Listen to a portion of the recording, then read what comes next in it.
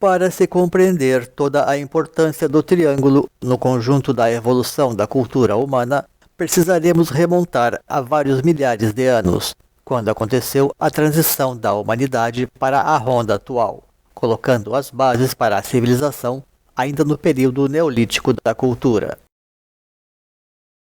Eis que a evolução superior humana está dividida em 4 grandes rondas mundiais de 13.000 anos, que são os chamados Grandes Anos Persas, reunindo hoje 4 ciclos que somam os 50.000 anos de evolução avançada ou moderna reconhecida pela ciência.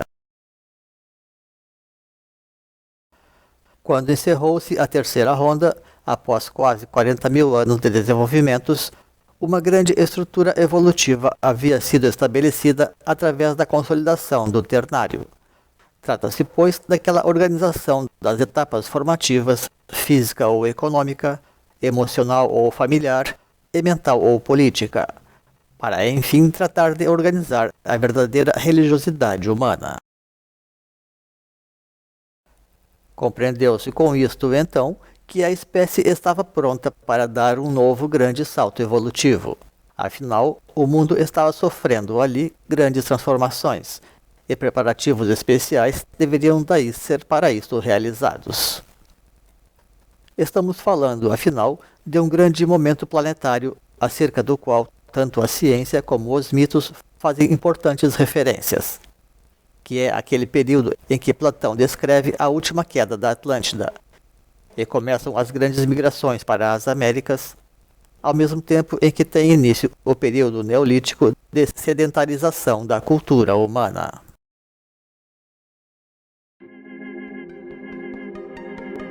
O triângulo simbolizava, então, a conquista da natureza exterior, representada pelos reinos mineral, vegetal e animal. A humanidade havia então se organizado de tal modo que estes reinos estavam praticamente sob o seu domínio ou a seu serviço, inclusive de forma simbólica e espiritualmente falando muitas vezes, como provam os avanços do xamanismo sobre as energias dos elementos correlatos ou dos próprios reinos em questão. O próximo grande desafio seria agora o próprio reino hominal, o que já implicava um decisivo mergulho no interior do próprio ser humano. O despertar do coração espiritual, que é o 4º chakra, seria, pois, o grande objetivo dessa nova evolução. E se até então o ambiente dos cultos era a própria natureza, agora seria necessário algo mais específico, para simbolizar e reunir todo o acervo de conquistas humanas, a fim de possibilitar dar este novo e decisivo passo.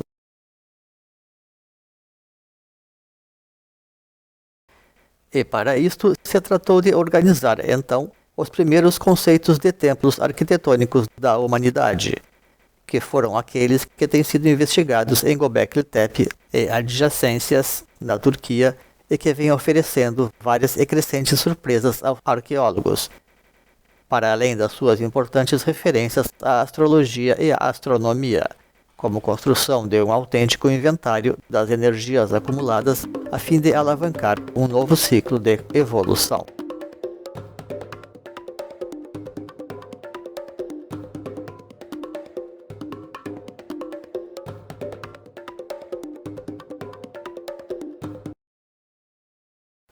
Acontece que, como que para simbolizar a consolidação do ternário na evolução humana, os planejadores deste sistema de templos, cuja multiplicidade ainda segue sendo objeto de pesquisa, determinaram inicialmente na base da sua planta geral um grande triângulo, na ponta de cada qual seria construído um templo de formato semi-elíptico, como na imagem abaixo dada, de modo que os centros de gravidade energética destes templos formassem um triângulo equilátero perfeito.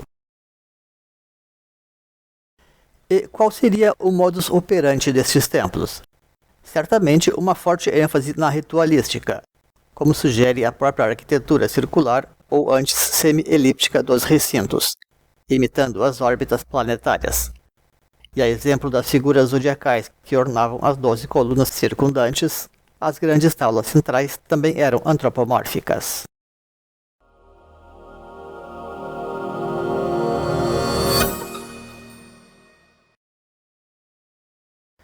De modo que este seria o momento histórico em que o primitivo nagualismo se refina e transubstancia, para conformar os 12 principais arquétipos psicológicos, algo que certamente já vinha sendo preparado há muito tempo internamente em grupos fechados, ambas as taulas antes de finalmente se tornar grandes uma cultura arcos do dominante tempo cósmico, em escala maior, refletindo-se inclusive na própria forma semi-elíptica dos templos nos 2 focos da órbita elíptica, onde tem-se o fenômeno do Sol oculto num dos seus focos elípticos, como uma espécie de Vesica Piscis da mesma forma. E ainda poderíamos ver nesses oblongos templos uma forma assemelhada ao cérebro humano, duplamente sinalizado então pela pineal e pela pituitária, como glândulas centrais e complementares do organismo, uma associada à luz e a outra à forma. E é apenas natural, enfim, que uma civilização como a Atlante, regida pela lua e pelo psiquismo, cultuasse ou valorizasse os dualismos em seus diferentes aspectos. Um símbolo semelhante ao de Janus, encontrado em ruínas aparentadas, soa da mesma forma extremamente pertinente para o contexto histórico em questão. Mas seria porventura ingênuo concluir que tais sociedades primitivas, afinal, segundo as pesquisas atuais, nem estaríamos ainda no período neolítico, detinham realmente tantos e tão elevados conhecimentos? Provavelmente não seria ingênuo pensar assim. Afinal, se tratava apenas da exteriorização final de um longo e compenetrado processo histórico que envolveu justamente o amadurecimento da capacidade intelectual humana, entre outras preciosas faculdades sutis de clarividência, canalização e analogias que também eram cultuadas e valorizadas pelos mais antigos. Além disto, a questão do registro do saber é coisa deveras complexa. Apesar de nesta terceira ronda haver se começado realmente a desenvolver muitos e variados registros rupestres, sobretudo de aparente teor intelectual, resulta altamente inestimável o quanto de registro se perdeu pela simples deterioração de materiais, e, é claro, pela destruição intencional dos mesmos por invasores fanáticos como os muçulmanos em Alexandria ou os espanhóis em Mesoamérica. Tudo isto pode provar, de todo modo, que a cultura representa um fenômeno bem mais complexo do que estamos habituados a imaginar. É importante observar, e como sempre fazemos ao tratar deste período do mundo, da transição da presente ronda, que este momento foi precedido pela organização de uma grande escola planetária, descrita como a cidade sagrada de Shambhala, a partir da chegada do grande Sanat Kumara ao nosso planeta. É bem provável que, a partir dali, uma série de determinações tenham sido realizadas, preparando a transição dos tempos para a organização também de uma nova humanidade, incluindo êxodos e novos sistemas de crenças. De modo que o tema se confunde com as lendas dos Manus, sempre cercadas pela ideia do dilúvio e da renovação profunda das coisas. Em nossa videossérie Atlântida, Os Segredos da Terra Incógnita, denominamos ademais a estes recintos de Templos do Coração, porque a sua estrutura é idêntica ao simbolismo do chakra cardíaco, com suas 12 pétalas em torno do seu hexagrama central, representado nos templos pelas 12 colunas periféricas e pelas 2 grandes taulas centrais. O que remete, ademais, a símbolos maçônicos centrais, naturalmente, próprios do contexto templar tradicional, como aquele que envolve na maçonaria as lendas de Irã e de Salomão. Talvez a grande doutrina que simbolize toda esta transição seja realmente a da astrologia, devidamente alicerçada sob todo um simbolismo cósmico, e contextualizada pelos mistérios do coração ou pela sublimação do animal interior. E o fato de que já na ocasião houvessem 12 signos zodiacais é coisa patente, seja pelo número de 12 colunas presentes na circunferência do templo, como pelo idêntico número de seres que foram registrados nos seus interiores. Conhecimento, pois, que os gregos ou os próprios caldeus apenas resgatariam milênios mais tarde. As surpresas não deixam, porém, de seguir aparecendo. Não muito distante da colina de Göbekli Tepe, estão sendo descobertos novos sistemas de templos, inclusive ainda mais antigos, como no chamado Karahan Tepe, em tudo muito semelhante ao anterior, mas dotados de novos ou desconhecidos elementos, como piscinas empregadas provavelmente para a prática de abluções e de batismos rituais, exaltando assim o poder do elemento água, central e simbólico ao contexto, especialmente Atlante. Considerando que a humanidade inaugurava agora a sua quarta ronda de evolução, era preciso tratar então de organizar também as energias quaternárias deste novo ciclo cósmico, e a base deveria ser naturalmente a própria tríade mental já conquistada. Claro está que estamos aqui dando ênfase maior à transição das rondas. Contudo, o momento também equivale à transição de raças análogas, da terceira para a quarta raça raiz, ou da Lemúria para a Atlântida.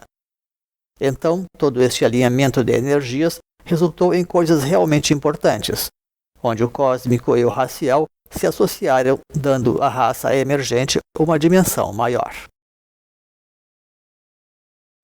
Para compreender melhor o significado de tudo isto, tratemos, porém, de observar a natureza operativa das energias dos triângulos, isto é, de que formas as energias da evolução humana atuam em termos simbolicamente triangulares, tal como se apresenta no simbolismo iniciático tantas vezes, como por exemplo a árvore sefirótica da Cabala.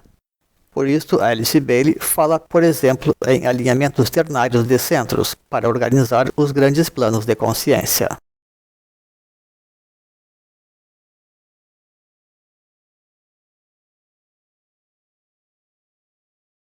Aquilo que temos em tela é a fórmula energética dos 4 elementos, em função das diferentes combinações dos ritmos cósmicos de impulso, inércia e estabilidade. A semelhança de cada desenho com o complexo inicial de templos de Göbekli Tepe soa neste caso evidente. Os rituais realizados nestes templos empregavam então diferentes formas de circunvoluções, não raro orquestradas entre si, em sucessivos e variados movimentos, utilizando também mantras, oferendas e visualizações. Passado tanto tempo desde então, já não temos registros ou resquícios destes antigos procedimentos. Ou será que temos?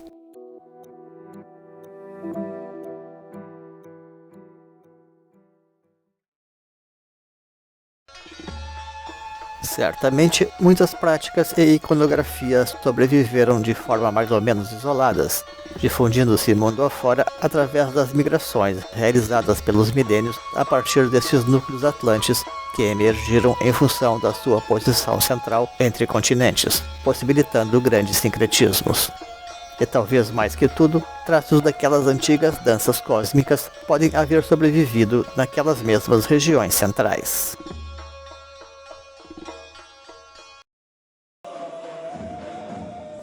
Observe-se então que, na sua maravilhosa dança, os derviches simulam com seus corpos a forma de taus, que são como cruzes triangulares. Atente para isto também, semelhantes às taulas antropomórficas que centralizam os templos mesolíticos de Göbekli Tepe.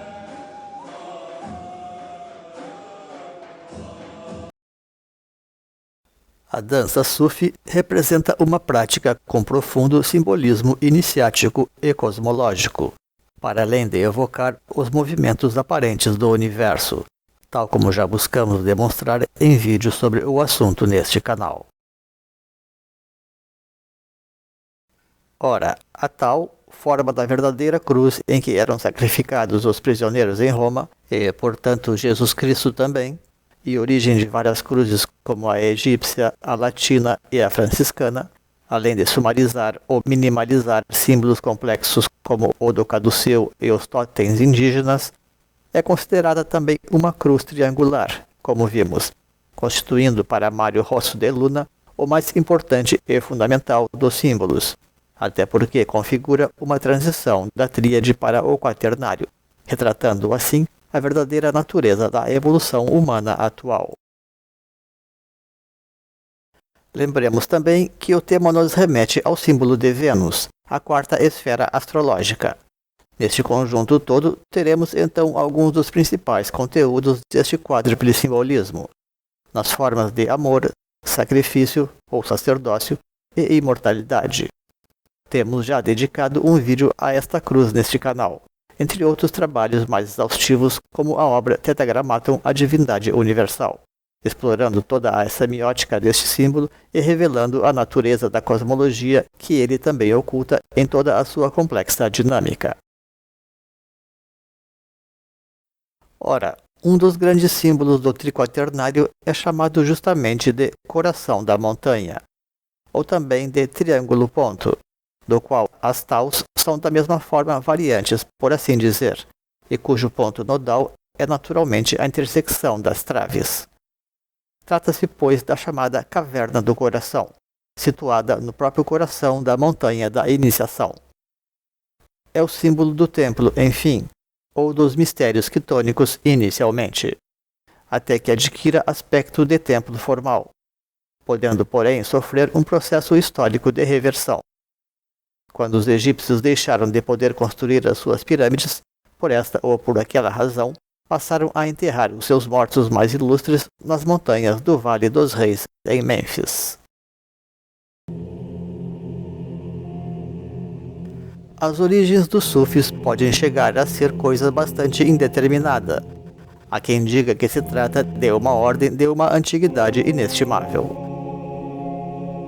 Segundo George Gurdjieff, haveria ainda em locais remotos centros que preservam ritos formados por complexos movimentos grupais, tal como a Irmandade de Sarmong na Ásia Central, naquilo que hoje é também conhecido como Danças Sagradas de Gurdjieff. Constando entre elas, inclusive, movimentos onde dois derviches centralizam e dominam os trabalhos, numa direta similitude com as imagens das duas grandes taulas dos templos mesolíticos aqui estudados. Ademais, o espírito do sufismo, voltado para o conhecimento do coração, remeteria diretamente para os propósitos centrais dos cultos atlantes. Outro conhecimento central desta misteriosa fraternidade seria o do Enneagrama, que comporta analogias com todo o simbolismo e cosmologia já mencionados em torno da tal ou da tríade, incluindo aqui as grandes divisões do ano cósmico em ciclos de 9.000 anos. De modo que cultuar a Enéade também é cultivar os ciclos completos das tríades, como mais uma forma de embasar a evolução humana atual. Durante a raça ária, este preceito seria ainda revalorizado, por se tratar da terceira raça raiz da Honda, exaltando assim este princípio ternário. Com o passar dos séculos, acréscimos e modificações foram naturalmente realizados nestes complexos de templos atlantes de Göbekli Tepe. Aparentemente, organizou-se ali um conjunto de 6 templos no total, valor que também resulta das próprias operações do 3, seja suas combinações simples ou a sua soma teosófica. E, de forma repetida, 3 números também permitem até 27 combinações, valor que remete ao grande ano de Platão, por assim dizer, assim como ao valor do nome divino. A cultura de Göbekli Tepe se extinguiu após 2 ou 3 milênios, após atravessar, por vezes, algumas modificações conceituais. Porém, sob vários aspectos, o seu legado seguiria vivo ainda por muito tempo, como se observa pelos templos megalíticos da ilha de Malta, em formato aproximado aos da Turquia, ou mesmo pelas semelhanças com as remotas práticas e representações polinésias e outras.